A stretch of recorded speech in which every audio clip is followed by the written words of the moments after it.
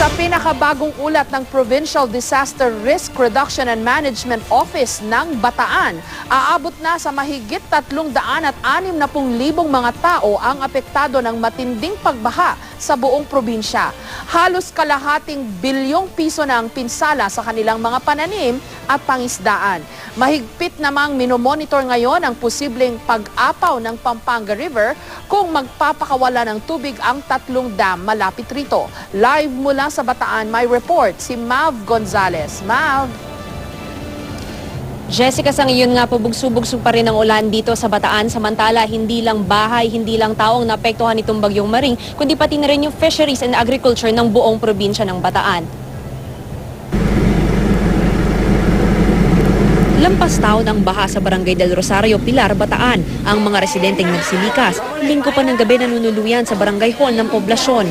Tulungan niyo po kami dahil lampas tao po ang tubig sa sitio namin po. Kailangan po namin ng banig, kumot, lambo, at kumari po mga rabing alcohol, saka po mga damit. Tuloy-tuloy naman ang pamimigay ng relief goods sa iba't ibang barangay sa probinsya, gaya sa bayan ng Orion. Sa Balanga, patuloy rin ang pagtanggap ng relief goods ng kanilang simbahan. Gayon rin dito sa Bataan Peninsula State University. Para sa mga tao dito sa Orani, blessing kapag malakas ang ulan kasi yung mga isda na nandun sa dagat, nagpupuntahan dito sa National Road, tsaka pwede sila mamingwit. Kuya, ano ba pwede natin mahuli dito? Mga tilapia, mga hito, ganyan. Marami talaga makukuha. Maraming makukuha rito pag yung tubig tumaas. Eto, si Kuya, oh. Meron na siyang panghapunan. Matindi rin ang pinsala sa probinsya ng Pampanga. Sa bayan ng Masantol, 26 na barangay na ang lubog sa baha. Pati mga palaisdaan, umapaw na. Kaya ang ilan, nangingisda na sa gilid-gilid ng pangulam. Ayos kayo mo po, Ben. Opo. Mga po pumbagya, magneta po rin 100 na po. Ang ilang residente ng barangay San Isidro, 3 araw nang nakikisilong sa gilid ng simbahang ito. Abot dibdib na raw ang baha sa kanila. Sabi ko, papakain kami dito ngayon, hindi na tuloy. Pedaptive po ako. Kasi po si Kapitan po, nakita ko po kanina, sabi niya nagre-repack pa ako kaya hindi ko maasikaso, sabi niya. Pero mamaya pupuntahan ko kayo dito. Nasa 100 pamilya ang lumikas dito, pero ang iba nilang kasama, bumalik na lang sa binabahang bahay sa sobrang gutom. Ang ibang bata, kung hindi basa ang damit, wala talagang maisuot. 5 barangay sa gilid ng Pampanga River ang minomonitor na ngayon ng lokal na pamahalaan ng Masantol. Aabot daw kasi sa lampas tao ang baha kapag nagpatuloy ang ulan at nagpakawala ng tubig ang Angat, Ipo at Pantabangan dams. As of now, wala pa tayong force evacuation pero pagdating sa ganong sitwasyon talagang kukunin namin sila ng mga rubber boat. Sa barangay San Nicolas, nagkagulo ang ilang lalaki dahil nahuli nilang sawa kaninang alas 4 ng madaling araw. Agad itong nahuli at itinali. Mga lusot, sobrang laki. Siguro mga... Ay, pag-uusapan ba yan? 8 feet ang haba. Laki oh. Kung namatay na, kakainin na lang. Unti-unti na nga humuhupa ang baha dito sa probinsya ng Bataan. As long as hindi na nga umulan ng malakas, hindi na tuloy-tuloy yung pag-ulan dito and at the same time, hindi niya sabayan yung high tide kapag umaga. Samantala, suspendido na po ang klase sa buong probinsya bukas. All levels po yan, both private and public schools. Jessica? Okay, Mav, ano ang pinagmulan ng baha dyan sa Bataan? Is it because sa mababaring lugar, lalo na yung alam ko yung junction sa Dinalupihan, no? Yung paakyat ng Subic, talagang mababa yun eh. Ano ba, volume ba ng ulan? Yun ba ang dahilan ng pagbaha dyan?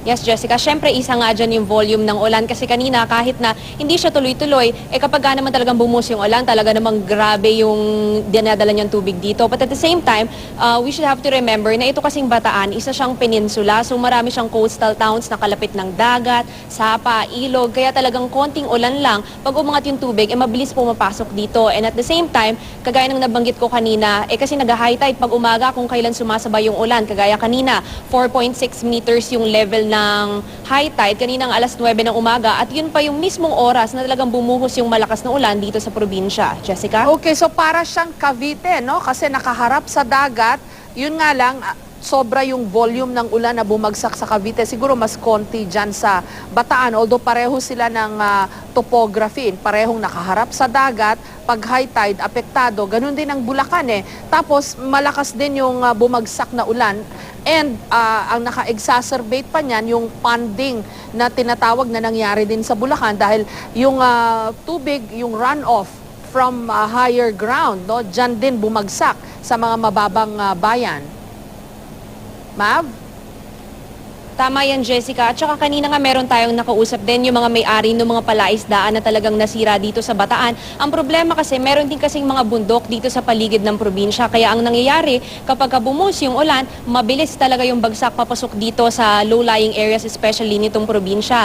Kaya ang nangyayari talaga, naiipon, parang nagiging catch basin yung ilang barangays. Kagaya na nga itong barangay Almacen sa Hermosa na hanggang ngayon, lubog pa rin ang 4 na talapakan na baha, Jessica. Okay, naalala ko lang kasi yung isa sa mga solusyon na binanggit ni Architect Palafox nung mga naunang taon na tayo'y binaha ng husto, no? Na meron talagang mga lugar na bahain at ang solusyon lang daw dyan ay mag-adapt na lang ang ating mga kababayan. So pag nagpagawa ng bahay, wag na bungalow, dapat 2, 3 floors na. Ewan ko kung na-observe mo ba yan dun sa mga bagong tayong bahay dyan, kung nasusunod ba yung ganyang mga recommendation, Mav?